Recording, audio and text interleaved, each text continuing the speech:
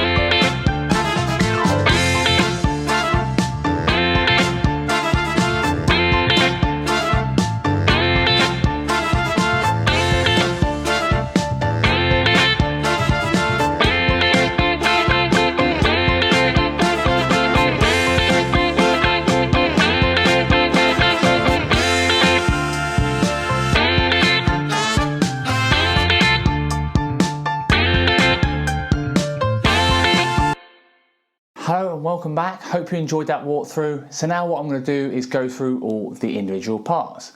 Okay, so this song is actually not too bad on guitar because a lot of it is on the piano and the sax and all the kind of orchestration. So there's not actually too much guitar going on. So it's quite straightforward. So what I'll do first is kind of go through the main chords that you're going to use. It's kind of like funky strumming chords. And what we've got is a D shape, F chord. So basically, like you've got your normal D chord and you're simply playing it and going 5, 6, 5. Okay, on the G, the B and the E strings.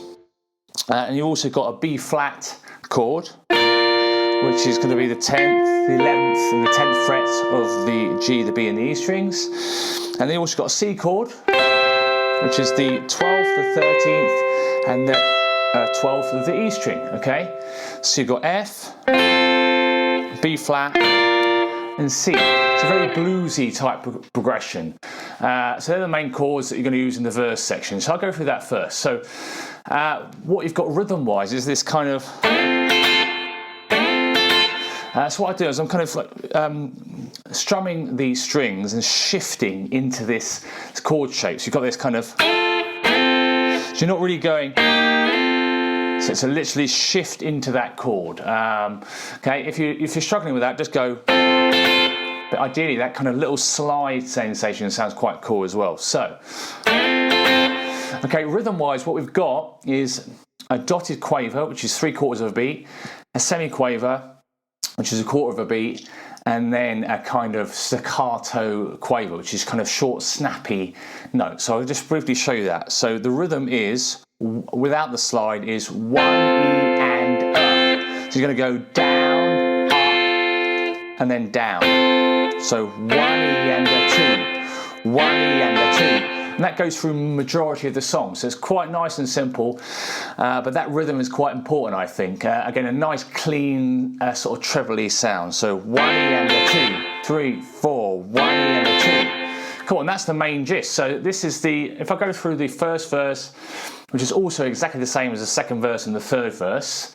What I'll do is also put the song structure up on the screen now, so you can see the parts as well when we're going through it. So again, for the ones on the song structure where I've put riff, I'll go through that separately, and then you just basically got your sort of first verse, second verse, third verse, and I'll go through the other little bits in that song structure as well. Okay, so basically, so the verse section, which happened 3 times, you've got this kind of classic, kind of bluesy type riff. So you've got the F for 4 bars, 1 E and a 2, 3, 4, 1 E and a 2, 3, 4, 1 E and a 2, 3, 4, 1 E and a 2, 3, 4, B flat, 1 E and a 2, 3, 4, 1 E and a 2, 2 bars, 3, 4, back to F for 2 bars, then C for 2 bars, and then B flat for 2 bars, and then F for 2 bars. Actually, no, that goes on to the chorus. So I'll show you that again. So verse sections are 4 bars of F, 2, 3, 4, B flat for 2 bars, F for 2 bars, C for 2 bars, B flat for 2 bars, and it's going to go to the chorus, so 10th Avenue freeze out. So here, the chorus section is just 4 rounds of this. 10th Avenue freeze out, yeah. Cool, so that's the first verse, the second verse, and the third verse. So the break section is also basically the same as the chorus in terms of structure. So it's just 4 bars. They're just not singing the 10th Avenue freeze out bit. Cool, so I'm going to go through the intro. So on the song structure, I've put this down as a 4-bar riff.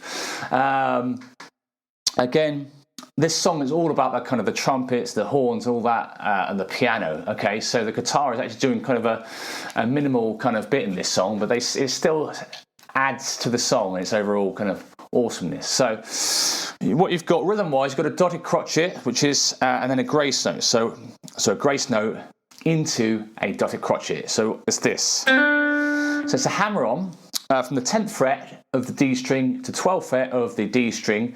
1, 2, and 3, 4. So you've got this grace note, split second hammer on.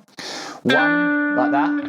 1, 2, and 3, 4. And then you've got a quaver and a minim. So 1, 2, and 3, 4. Okay? And then you've got this cool little hammer on bit from the 8th fret and to the 10th fret, and then back to the 8th fret. So it's 8, 8 on the B and the E strings, and then 10, 10 on the B and the E strings. Now I'm using my first finger to bar the 8th fret, and using my 3rd and 4th finger when I'm hammering on to the 10th fret. So you got this. So it sounds awesome, really simple. So again, I just thoroughly recommend that. Same rhythm as before, so 1, 2, and 3, 4, and then you've got 13th fret, 15th fret, and the same thing. Okay, so this is the first 3 bars of the intro.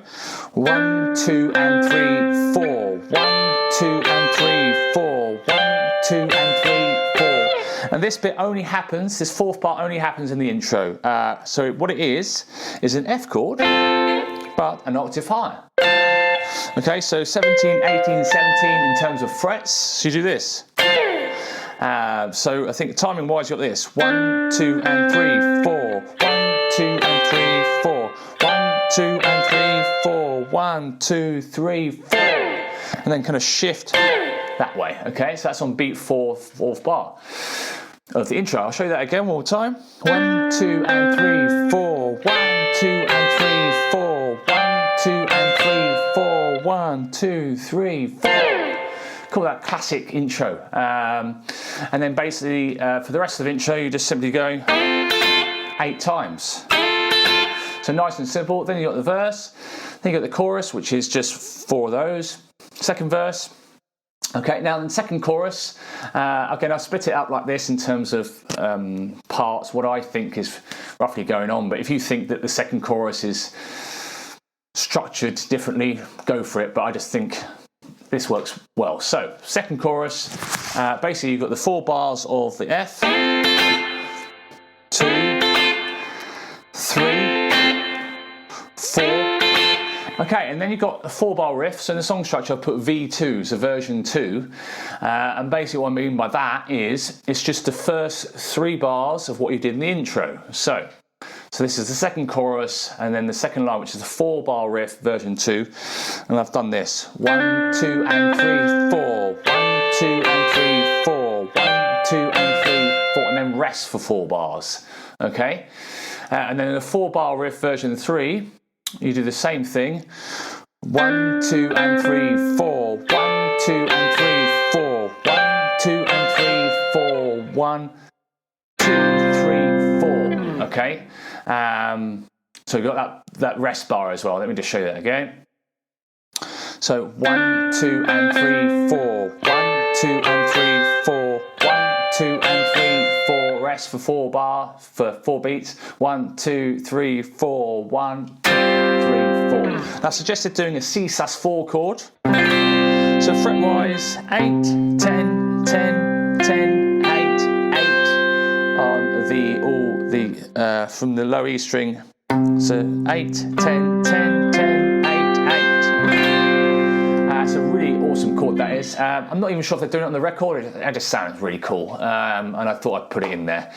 So I'm going to play the whole second chorus section. So you've got the F for 4 bars. You've got the 4-bar riff version 2, 4-bar riff version 3. Okay, so bar 1, bar 2, bar 3, and then you got this: 1, 2, 3, 4. 1, 2, 3, 4. 1, 2, and 3, 4. 1, 2, 3, 4. 1, 2, 3, 4. 1, 2, 3, 4. 1, 2, 3, 4. 1. Okay, so that's the C sus4 at the end of it. Okay. Hopefully that makes sense. Okay, then you've got the break section. Again, don't forget to check the tab in the walkthrough, and don't forget you can slow it down using the cog icon in the bottom right hand corner, which you can do for any YouTube video, and just slow it down because obviously you'll see the tab popping in and out. Okay, so then you've got the break sections for 4 bars. Okay, 4 bars, and then you've got the third verse. And then you got the final chorus. And here I think I've counted, you do 14 of those. 3, 4, so quite repetitive, but again, it's all the other instruments and Bruce is singing and everything else that makes it so awesome. And then I think they it kind of builds up and the strumming changes. So this is you can do 4 bars of this rhythm. So 1 E and a 2 and 3 and 4. 1 E and a 2 and 3 and 4. So what I mean by this is you've got the same first beat to your normal 1 E and a, okay? And then you've got 6 quavers after that. So 1 E and a 2 and 3 and 4 and kind of release your hands so it's kind of nice and choppy, staccato style. So I'll show you that again. So on the song structure, this is where I put strumming changes, okay? So 1 E and a 2 and 3 and 4 and 1 E and a 2 and 3 and 4 and 1 E and a 2 and 3 and 4 and 1 E and a 2 and 3 and 4 and then basically it fades out and record and you've got that classic for the rest of it. So it's actually quite straightforward.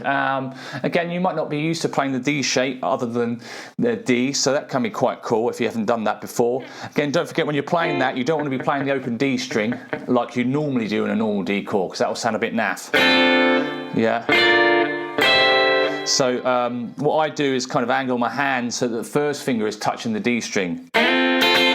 Okay, so you've got a nice, clean, crisp sound.